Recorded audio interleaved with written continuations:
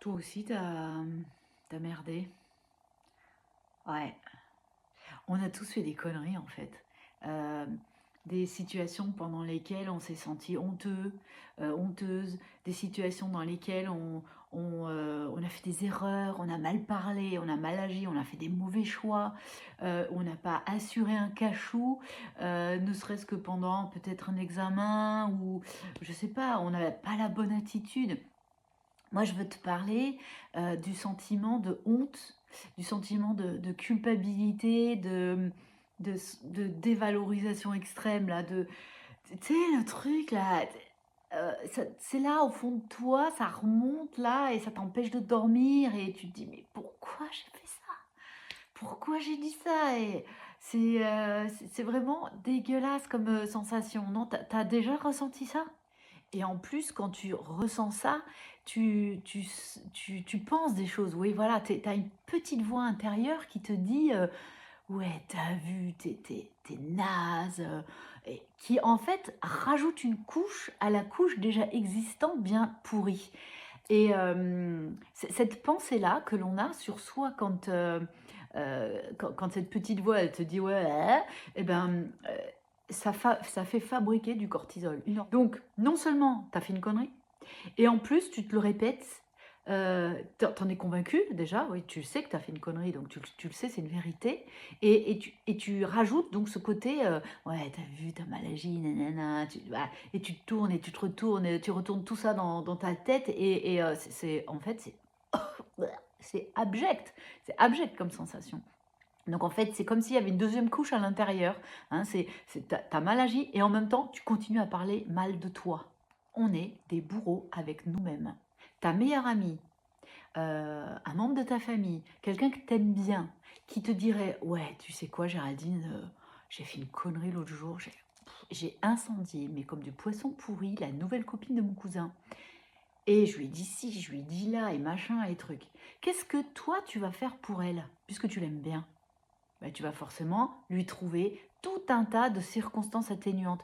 Oui, mais tu comprends, ma chérie, là en ce moment, c'est un peu compliqué pour toi. Hein, tu as changé de job, tu as déménagé, ton fils part au Guatemala pour faire un an d'études. Enfin, c'est tendu. Alors, effectivement, tu es un peu. Hein, faut que tu redescendes, quoi. Hein, donc, voilà.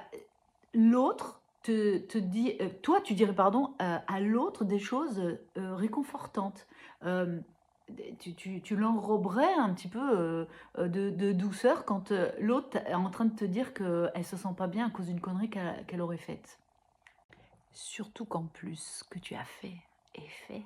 Tu ne peux pas revenir en arrière. Donc là, il y a quelque chose d'immuable, d'une certaine façon. Bien sûr, tu peux t'excuser, tu peux demander pardon, etc. Mais à un moment donné, tu ne peux pas revenir en arrière. Les choses sont faites. Et toi, en culpabilisant, hein, tu ramènes toujours le passé au présent avec ce goût de vomi, quoi, quand même. Tu vois, non, c'est pas bon, faut pas faire ça. On se rend absolument pas service. Qu'est-ce qui nous rend service, en fait? C'est que ta, ta petite voix qui te dit que tu avais mal agi, elle le fait un peu avec maladresse, elle cherche à faire quelque chose de bon pour toi. Elle cherche à faire en sorte que ce que tu as mal fait vienne à ta conscience. Et à ce moment-là, tu peux peut-être réfléchir à, bon, je sens que dans telle situation, je m'emporte. Je sens que dans telle situation ou avec telle personne, je ne suis pas au mieux de ma forme. En fait, elle veut, cette petite voix qui te critique en définitive, elle qui est peut-être une critique constructive, mais on ne l'entend pas encore comme ça, elle voudrait simplement que tu apprennes sur toi. Et jusqu'à preuve du contraire, dans la vie, en tant qu'humain, on apprend en faisant des bêtises. Alors, il y a des bêtises plus ou moins importantes, plus ou moins graves, on est bien d'accord. Hein, mais l'idée, c'est quand même de ne pas recommencer la même connerie. Et c'est pour ça que cette petite voix, sauf que nous, eh ben, on veut pas l'entendre, donc on la met de côté. Ah non, c'est horrible, je veux pas. Non, non, on fait, ben, genre, on s'élève le tapis, on met la poussière dessous. Ben, ça marche pas. Ça marche pas, ça. Du tout, du tout, du tout. En plus, même des fois, il y a des trucs qui reviennent, mais d'un passé tellement lointain. T'as fait des trucs quand t'avais 25 ans, par exemple. alors que tu en as 50 aujourd'hui et tu te dis: «Comment j'ai fait? Mais pourquoi j'ai agi comme ça?» C'est horrible et là, c'est encore vraiment, vraiment, vraiment, vraiment parce qu'à un moment donné, en fait, tu es tellement persuadé de faire exactement ce qu'il faut. La personne te dit: «Dis donc Géraldine, tu vas un peu loin là, non? Tu es sûre que tu veux faire ça comme ça? Parce que je sais pas, je le sens pas trop». Mais toi, tu es partie pleine balle, focus sur un truc et des années après, ça remonte en mode voilà.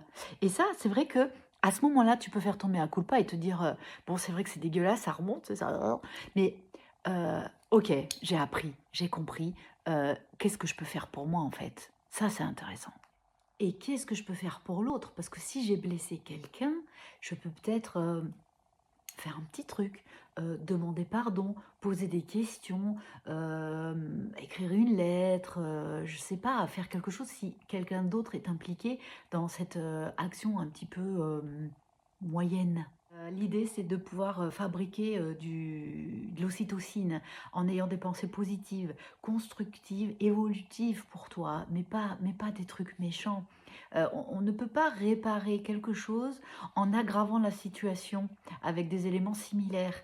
Pour arranger quelque chose, arranger une situation, il faut utiliser d'autres choses différentes et positives pour que ça puisse, se résoudre. Là, c'est presque mathématique, en fait. Du coup, je voudrais te parler de quelques petites astuces que j'ai pu découvrir et expérimenter.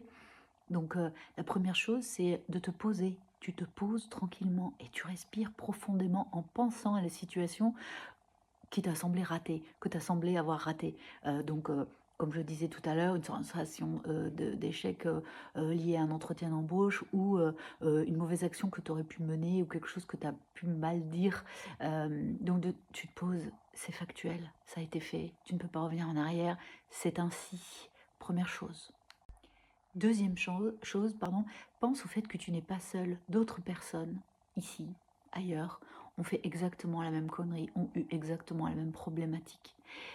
C'est très paradoxal de se dire ouais, je suis contente, il y a une autre personne, elle a exactement fait la même connerie que moi et elle souffre aussi. C'est un peu paradoxal, mais en même temps, ça crée du lien. Et qu'est-ce qui se passe d'encore plus intéressant? C'est que cette personne, vu que tu as fait la même connerie qu'elle et qu'elle la même connerie que toi, tu génères de l'empathie et de la compassion pour elle. Si jamais elle venait te dire, dis donc, Géraldine, j'ai fait ça comme connerie, ou j'ai pas réussi ce truc alors que je voulais le réussir, qu'est-ce que t'en penses? Bah, tu vas pas l'enfoncer puisque t'as fait la même. Ça serait pas cool? Donc toutes les choses que tu peux dire à cette personne, bah, ça serait intéressant que tu puisses te les dire à toi-même. Troisième chose, et c'est peut-être ça le plus important, c'est d'avoir un peu de tendresse pour soi-même. On est des humains, on fait des conneries. C'est comme ça qu'on apprend. Euh, Pourquoi pas être tendre avec soi? C'est un peu comme avec un enfant, on ne peut pas lui demander de savoir des choses alors qu'il est déjà et il est en train de les apprendre. Donc là, nous, quand on fait une connerie, c'est qu'on apprend quelque chose et on va se mettre des coups de marteau sur la tête alors qu'on est en phase d'apprentissage. On sera en phase d'apprentissage toute notre vie. Et mauvaise nouvelle, mais des conneries, t'en feras tout le temps. Toi, moi, tout le monde, on en fera tout le temps. Donc, est-ce qu'on pourrait pas, à ce moment-là, au lieu d'être charmé avec soi, d'être gentil avec soi, de se dire, ouais, ok, allez, petit câlin, petit moment de douceur pour accepter que, ouais, on est juste des humains et on fait des conneries. Ça, c'est essentiel dans l'évacuation de la culpabilité, dans la réparation. Ta réparation personnelle, mais aussi la réparation à l'autre, peut-être à qui tu as fait du mal. C'est important. Peut-être c'est peut-être même ça le plus important. Donc quelque part, autorise-toi à comprendre. Autorise-toi à te comprendre, à évoluer, à te dire, bah voilà, je fais cette connerie, je la recommencerai pas. C'est ça l'évolution. Autorise-toi à avoir de la gentillesse pour toi-même, de la compassion pour toi-même. Et tu verras que tout va aller mieux parce que tu en feras moins, peut-être des conneries. Tu sauras peut-être plus facilement aussi demander pardon et ça fait un bien fou de s'excuser auprès de quelqu'un auprès duquel peut-être tu aurais un petit peu été trop loin. Euh, c'est finalement abandonner les charges que tu as contre toi parce que tu répares. Euh, alors si tu veux, là en lien, je te mets en dessous une petite séance, appelle-la comme tu veux, relaxation, méditation, sophrologie, où j'aborde ces quelques éléments pour que tu puisses peut-être intégrer quelque chose de doux à l'intérieur de toi et réparer, ouais.